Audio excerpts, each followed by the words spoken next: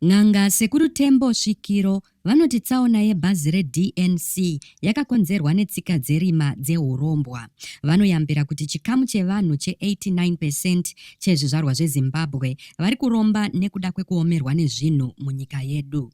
Mhuri yeZimbabwe, ndinokuchingamidzai zvakare panonzi pano. Ndapota musakanganwawo kusubscribe, kufollowa nekulaikawo vhidhiyo rino, zvakare nekurisheya. Izvi zvinobatsira kuti risvike kure kune hama neshamwari dzenyu dzisati dzariona. Mushure metsaona yebhazi reDNC iyo yakauraya vanhu 42 mumugwagwa weN1 kuLimpopo, vanhu vari kutaura zvakasiyana-siyana uye n'anga dziri kupa matheories semazuva ose. Panguva ino ndiSekuru Tembo Svikiro vari kutaurawo. Mumashoko avo vanoti tsaona iyi yakakonzerwa neurombwa, kushandisa zvikwambo, magoblins neblack magic kupfuma.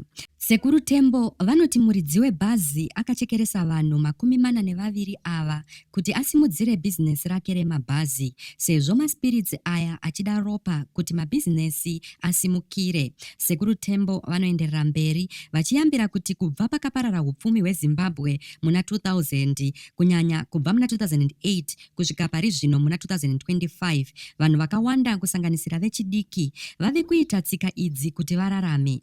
Vanoti 89% yezvizvarwa zveZimbabwe zviri kurarama zvakanaka zvine chekuita nekuromba, uye panosvika 2030 vanhu vanenge vave pa95% vakaromba.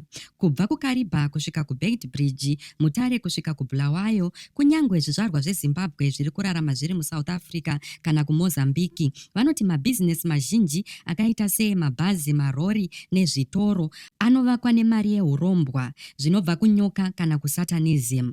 Vanokurudzira vanhu kuti vatore tsika dzechivanhu kubva kwavari kuti vachengetedzeke mumigwagwa, sezvo varoyi nezvakaipa zviri kwose kwose mudunhu reSadaki.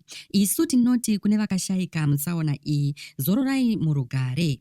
Mhuri yeZimbabwe, munoionawo sei kwaSekuru Tembo iyi? Ngatisanganei mucomment section muchipawo pfungwa dzenyu nemaonero enyu.